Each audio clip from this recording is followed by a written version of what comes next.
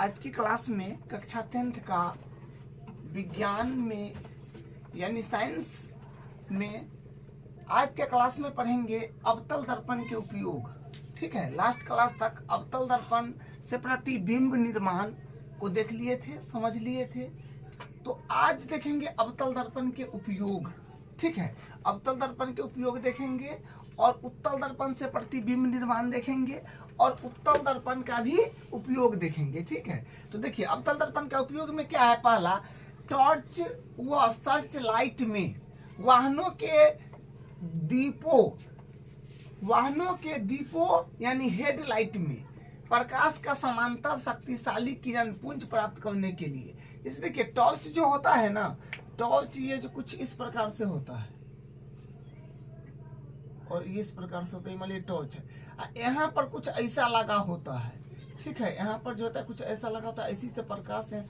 तो ये जो होता है ये अवतल दर्पण है। ठीक है, अवतल अगर मान लीजिए कि डायरेक्ट बॉल मार दिया जाए तो बॉल क्या होता है, जैसे अगर कोई घर में बॉल जल रहा है तो पूरा प्रकाश को फैलाता है, लेकिन टॉर्च क्या करता है, प्रकाश को दूर तक भेजने का काम करता है। तो इसके अंदर जो ये यहाँ पर जो ये रहता है इस तरह का, यहाँ पर वही क्या है, ये वाला जो प्रकाश को वो दूर तक भेजता है, प्रकाश को एक समांतर किरण पुंज बना करके भेजता है। ऐसे गाड़ी के अग्रदीप में क्या है, हाँ, वाहनों के दीपों में देखिएगा जो हेडलाइट होता है उसमें भी ये होता है, वो आगे क्या होता है, प्रकाश को भेजता है। ठीक है, तो वही है कि टॉर्च व सर्च लाइट में वाहनों के दीपों मतलब हेडलाइट में प्रकाश का समांतर शक्तिशाली किरण पुंज प्राप्त करने के लिए, ये पहला है। ठीक है, दूसरा है शेविंग दर्पण व मेकअप दर्पण में चेहरे का बड़ा प्रतिबिंब देखने के लिए।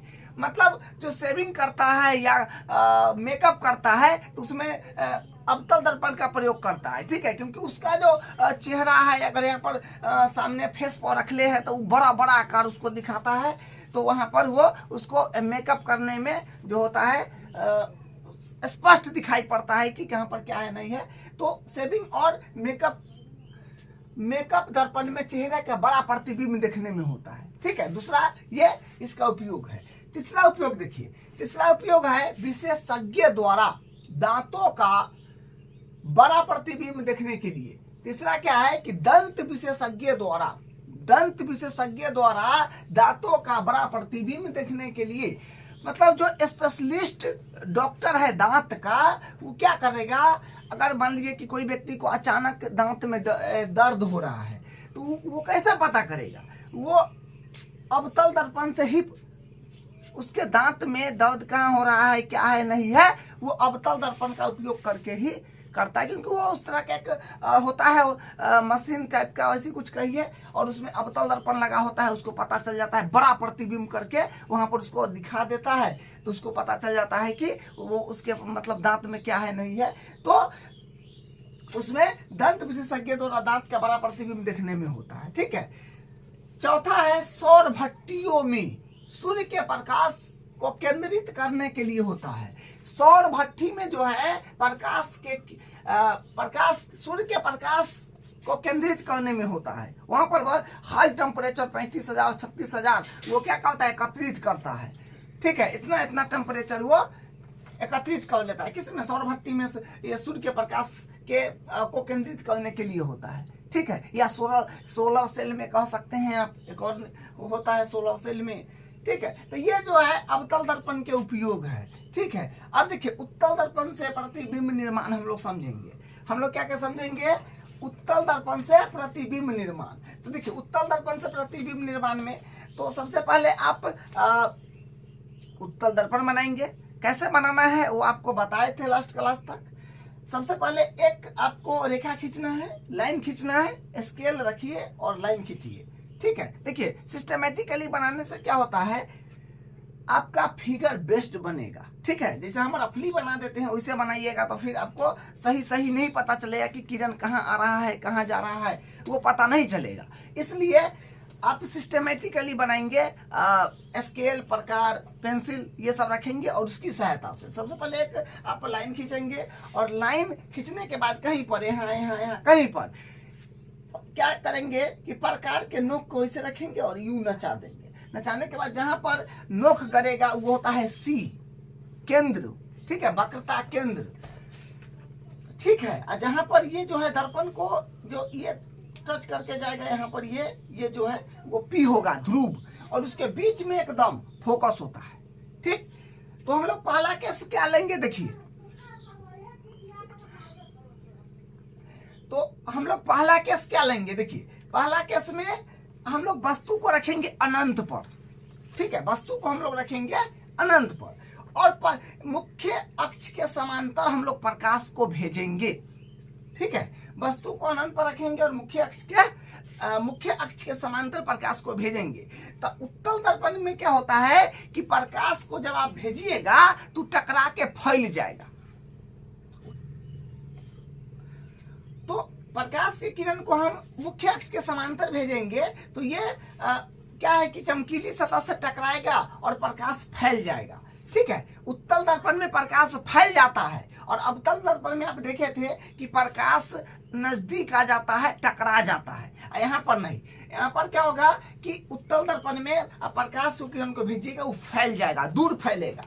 तो हम लोग यहाँ से मिला देंगे तो ई फोकस पर आती हुई प्रतीक होगा, अंदर की ओर इमेज बनेगा, ठीक है। जैसे हम लोग दर्पण देख रहे हैं तो अंदर की ओर इमेज बनता है, उस तरह से आपको बनती हुई नजर पड़ेगा, प्रतीक होगा, ठीक है। फिर यहाँ से कम 2 प्रकाश के किरण भेजना है, जो आप जानते हैं। फिर यहाँ से हम अनंत से फिर प्रकाश के किरण को हम मुख्य अक्ष के समांतर भेज दिए। तो फिर देखिए परावर्तित के बाद फिर दूर, देखिए दूर निकल गया, ठीक है, ये दूर चला जाता है, ठीक है। तो ये हो गया। तो अनंत से हम लोग भेजे थे तो ये हो गया। और ये जो है आपको आपको एफ पर प्रतीक होती हुई आपको दिखाई पड़ता है, ठीक है। देखिए क्या है, पहला पॉइंट, बिंब की स्थिति अनंत पर है। बिंब माने वस्तु, ऑब्जेक्ट, वस्तु को बिंब पर रखे हैं, वस्तु को बोलिए बिंब बोलिए, ऑब्जेक्ट बोलिए, ठीक है, उसको अनंत पर है देखा गया है। अनंत पर बिंब की स्थिति अनंत पर है और प्रतिबिंब की स्थिति एफ पर है। देखिए प्रतिबिंब की स्थिति कहाँ दिखती हुई प्रतीक होती है, एफ पर। और प्रतिबिंब की प्रकृति जो है आभासी व सीधा, आभासी के साथ सीधा आएगा, वो गिफ्ट है, आभासी के साथ सीधा। जैसे मान लीजिए आपको हम बताए थे उस दिन भी कि आभासी कब बनता है, आभासी मतलब नकली। जैसे हम लोग यहाँ पर देख रहे हैं, देखिए ये आभासी है, ठीक है, ये जो है आभासी है। तो आभासी है लेकिन सीधा है, तो आभासी का मतलब होता है कि अंदर बन रहा होगा तो आभासी हो जाता है, ठीक है। तो वो हुआ यहाँ पर आभासी व सीधा, आभासी बनेगा सीधा आएगा ही। प्रतिबिंब का आकार एकदम बिंदु आकार होगा, छोटा सा, ठीक है। अब दूसरा में देखिए, तो दूसरा केस में क्या होगा, देखिए फिर उसी प्रकार आप एक स्केल लेंगे, लाइन खींचेंगे और केंद्र कहीं पर भी मान लेंगे वो लाइन पर, और डिवाइडर को यूं फैला देंगे। फैलाने के बाद जहां पर ये लाइन कटेगा वो तो पी होता है जानते हैं, और जहां पर नोक गरेगा उसी होगा, दोनों के बीच का जो मध्य पॉइंट होगा उसका नाम एफ दे देंगे, ठीक है।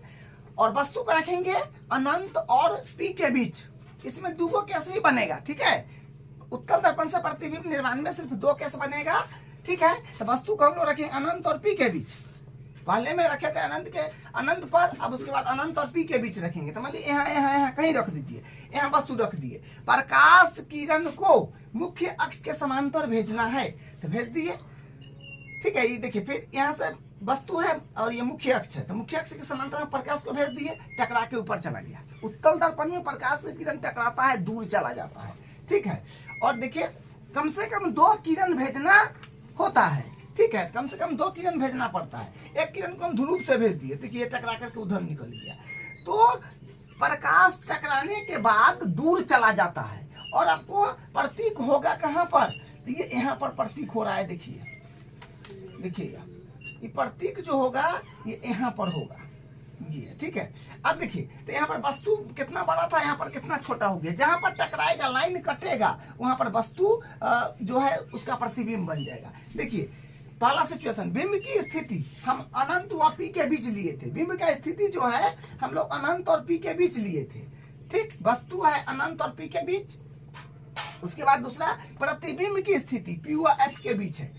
देखिए क्या है कि प्रतिबिंब, प्रतिबिंब का मतलब उसके अंदर जो बन रहा है इमेज, ठीक है। प्रतिबिंब की स्थिति P और F, P और F के बीच है। देखिए P और F के बीच है, यहाँ पर P और F के बीच में क्या है, प्रतिबिंब की स्थिति, ठीक है। जब हम वस्तु को अनंत और P के बीच लेंगे तो प्रतिबिंब बनेगा P और F के बीच, ठीक। अब देखिए प्रतिबिंब की प्रकृति आभासी एवं सीधा। आभासी के साथ गिफ्ट है, सीधा होता है। आभासी मतलब इमेज बनेगा दर्पण के अंदर, जैसा भी आपको बताया है। प्रतिबिंब की प्रकृति आभासी एवं सीधा, ठीक। प्रतिबिंब का आकार एकदम बिंदु आकार छोटा होगा, ठीक। तो ये दो कैसा है आपको रट लेना है, बात खत्म, ठीक है। उत्तल दर्पण से प्रतिबिंब निर्माण आपको ध्यान रखना है, कोई ज्यादा इसमें उतना भारी भरकम नहीं है, बस थोड़ा सा ध्यान दीजिएगा, समझ जाइए। अब इसका उपयोग देख लेते हैं। देखिए उत्तल दर्पण के उपयोग, उत्तल दर्पण के उपयोग देखिए, पहला क्या है, वाहनों का पश्च दीप वाहनों का पश्च दृश्य दर्पण के रूप में, क्योंकि देखिए वाहनों का पश्च दृश्य दर्पण के रूप में होता है। क्यों?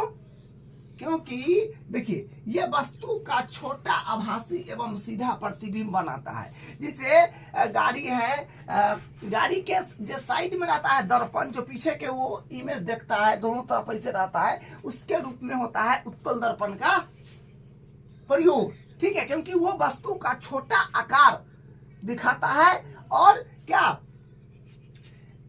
ये वस्तु का छोटा आभासी एवं सीधा प्रतिबिंब बनाता है। छोटा आभासी, आभासी माने नकली, और सीधा प्रतिबिंब बनाता है। मैं समझिए कि उसका जो क्षेत्र होता है ना, क्षेत्र काफी बड़ा होता है। जैसे ये दर्पण है तो उसका क्षेत्र काफी बड़ा होगा, ये बड़ा क्षेत्र होता है उसमें, ठीक है। क्षेत्र जो है उसके पास बड़ा होता है, हर एक चीज को उसमें दिखा देगा आपको। गाड़ी का जो साइड मीटर रहता है, जहाँ पर ड्राइवर होते बैठते हैं, वहाँ आगे से यहाँ पर रहेगा और ये इस तरफ भी रहेगा। तो क्या वो जो है बहुत बड़ा उस दर्पण के अंदर क्षेत्र होता है। आपको जितना रोड पर चलते रहता है, आसपास में जितना पेड़ पौधा, पहाड़, बड़ा गाड़ी, छोटा गाड़ी, सारा उसमें कोई भी आदमी कहाँ आ रहा है, नहीं आ रहा है, उस सब को कवर कर लेता है, ठीक है।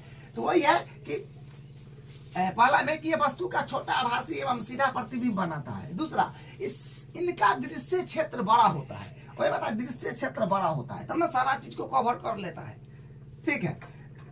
अब देखिए दूसरा, स्ट्रीट लाइट में क्योंकि ये प्रकाश को फैला देते हैं। स्ट्रीट लाइट मतलब गलियों में, शहरों में स्ट्रीट लाइट लगा होता है, ये इस तरह से, ठीक है, इस तरह से ये प्रकाश को उनको फैलाता है, ठीक है।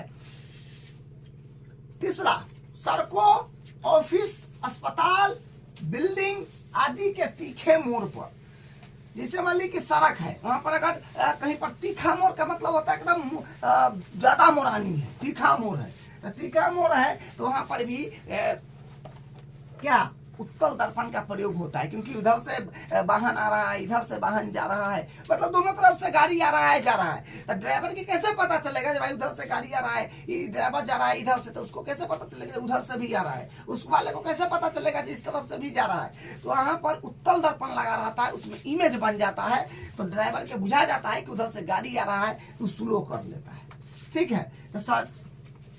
तो सड़कों पर ऑफिस, हाँ ऑफिस में हो गया, जब बड़ा बड़ा ऑफिस होता है, अस्पताल होता है, बड़े बड़े बिल्डिंग होता है जहाँ पर डायरेक्ट मुरानी रहेगा, वहां पर भी उत्तल दर्पण का प्रयोग करता है लाइट के रूप में, ठीक है, आदि के तीखे मोड़ पर, ठीक है।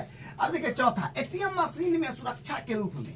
देखिए एटीएम मशीन में कहाँ पर होता है, एटीएम मशीन में जहाँ पर क्या होता है कि क्या होता है, एटीएम मशीन में लोग पैसा निकालता है, पैसा निकालने के लिए यहाँ सामने खड़ा रहता है, पिन टाइप करता है, तो वहाँ पर उत्तल दर्पण लगा होता है कि अगर कोई आदमी पिन न तो देख रहा है, जो पिन कितना डाल कर रहा है, तो उत्तल दर्पण में बुझाया जाएगा कि वो व्यक्ति कहाँ ताक रहा है, तो उत्तल दर्पण से आपको पता चल जाएगा। तो सुरक्षा का जो है उपकरण है, तो एटीएम मशीन में सुरक्षा के रूप में, ठीक है। तो आज की क्लास में हम लोग उत्तल दर्पण का उपयोग देख लिए, उत्तल दर्पण से प्रतिबिंब निर्माण देख लिए, और उत्तल दर्पण के उपयोग भी देख लिए, ठीक है। अब हम लोग अगले क्लास में अगला जो टॉपिक होगा उसको करेंगे।